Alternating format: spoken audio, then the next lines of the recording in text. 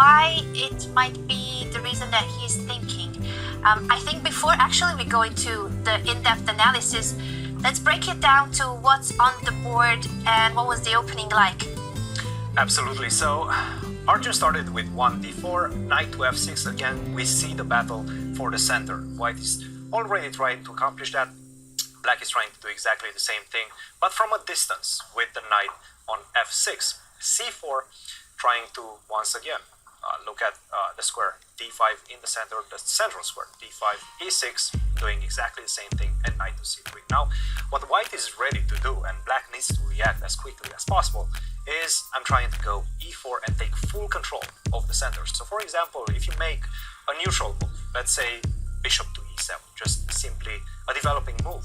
After the move at e4, white already established the center and has a beautiful advantage. So what black does is something that we already talked about, pins the knight on c3 and indirectly defends against this threat of e4. For example, right now, the knight on c3 is completely pinned by the bishop on b4. If you do go e4, guess what?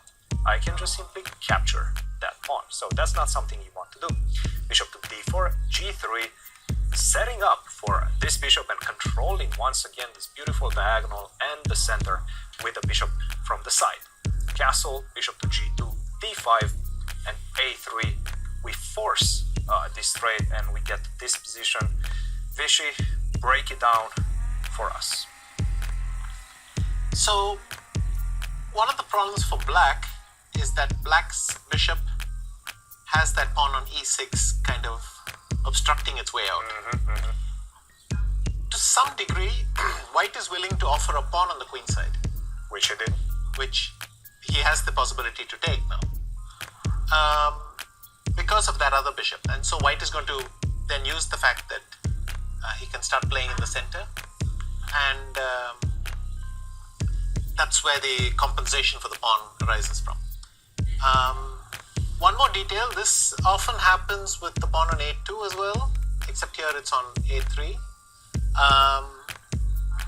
which has its pros and cons. It's a fascinating line.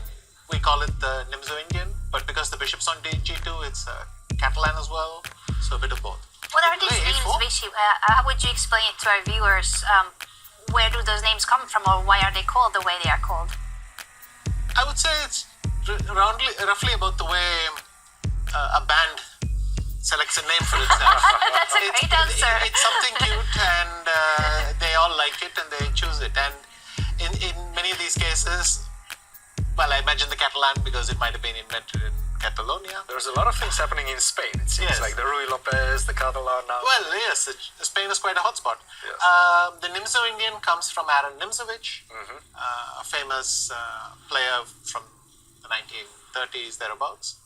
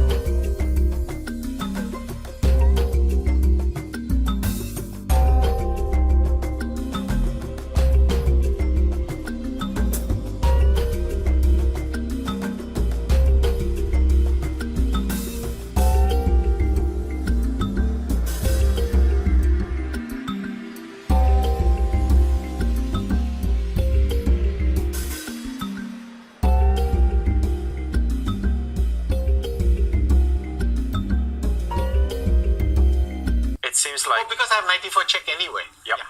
Yeah. Yep. No, but then I go bishop g2. And then I go knight d7. No knight c6 anymore. Ah, okay. Because, No bishop c6. That's nice. Actually, not. That's not true. No, then I go bishop e4. So what's the move? Hang on, give us a second. Try to find it. Yeah. Only one move, and it's a beautiful one. And It's Arjun truly has a beautiful only a one. minute and 40 seconds to find it, so there's still that factor that the time pressure. Oh, d5 and king e4, It's e5. huge for Oh, both. lovely. You actually chuck that pawn now and run up the board. d5 is the move if he goes for king c3, but it's not the only way. Right now, Arjun has a lot of ways to win this position, one of them being d5, the other one being knight to e4, the other one being king to c3. 3 good moves for white. Is he going to play one of the 3 moves? A minute and 14 seconds left for Arjun Erigaisi in this crucial moment. Again, there have been so many twists and turns in this endgame. He senses it. He senses it. Look at him right now. He's ready to pounce on the opportunity. It feels like Gukesh knows he messed up with his You move, can bishop see it to on his f1. body language. You can see that he knows that after the bishop move, you could see it on his face and the reaction. He knows that he made a mistake. The bishop went to the wrong square. Could he have gone to b5? But No. Bishop to b5 would not have been enough. Because of, again, knight to e4. wow, and if bishop c6? Only 30 seconds left for Arjun, Knight and to he g3. still hasn't made his move. He's Oh, about okay, to this reach is for a more piece. Can we catch up with the live board? Knight to e4. He did it. That's played it. one of the winning moves. One of the winning moves. One of the winning moves. Oh, and is bishop g2, knight g3 the point? Yes. The idea being that you're going to create this cocoon that's going to stop the king from going anywhere close to those pawns with a pawn on h4. And then I'm just bringing my king. Oh, he's just played h4 and he's nailed that square. So now Yeah. there is no more hope. That's it. That's it. The pawn push stops the black king from any moves It would have getting been a lot close to to the ask white him to play bishop pieces. h3 before taking on f6, but that's getting too rich by the way. Too rich. Yes. Gukesh with the bishop retreat, but black cannot do anything, cannot get close to white's pieces, and the white king has all the time in the world to get to the right side of the board and help this pawn with the promotion or capture the black pawn. It's over. This one is too simple right now. There is Yes. no more complications in the position. You just march the king up the board, and Muzichuk is winning again.